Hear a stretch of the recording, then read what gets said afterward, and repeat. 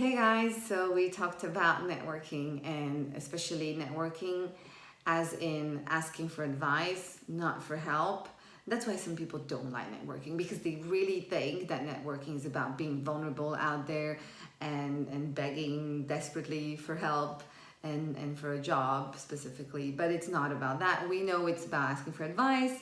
It's about knowing that everybody wants to help if they have a good reason to.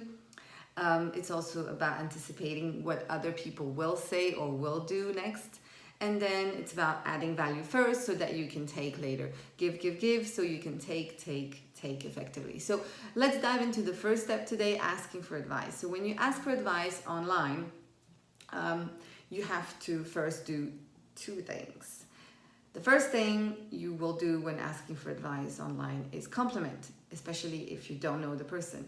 And let's say you come across this wonderful profile on LinkedIn and you think this person is awesome and you want to connect. So the first thing you're going to do is give them a specific compliment about their journey or their publication or the whatever post that they have on. You will have probably followed that person or read about that person before you approach them, because I think that's the best way to get under their skin.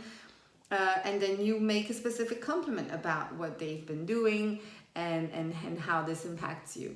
So the second thing you're going to do once you have made a compliment is establish some common points between you and that person. Ideally 3. If you have just one, that's fine. But if you studied in the same school, or if you come from the same country, if you follow the same influencers, you want to make that clear to them, because then they will trust you more easily. We have things in common, therefore you're similar to me, and then I can trust you. That's kind of human nature. It's building rapport because people feel safe with people who are similar to them. So once you have done all of that, you can ask for an advice, and it has to be specific as well. It has to be, for example, I'm trying to get into the tech industry. I've met with those tech leaders or recruiters. What do you think about those companies? Do you recommend this or that recruiter? You have to be pretty specific about how you want them to help you in your career. You can't just ask, hey, help me, I'm looking for a job, because people won't know what to do with that. They don't know how they can contribute to that. So, for example, let's say you're asking for a recommendation. I always tell my clients to make sure they write the recommendation for those who they're seeking to be recommended by. So on LinkedIn, you have this tool, you can ask for a recommendation on LinkedIn, but don't just ask for a recommendation, write it for them. You can say, hey, could you please write a recommendation for me? By the way, I drafted something that you may want to use. Feel free to use something else, but at least they have everything they need to help you in an easy, effective way.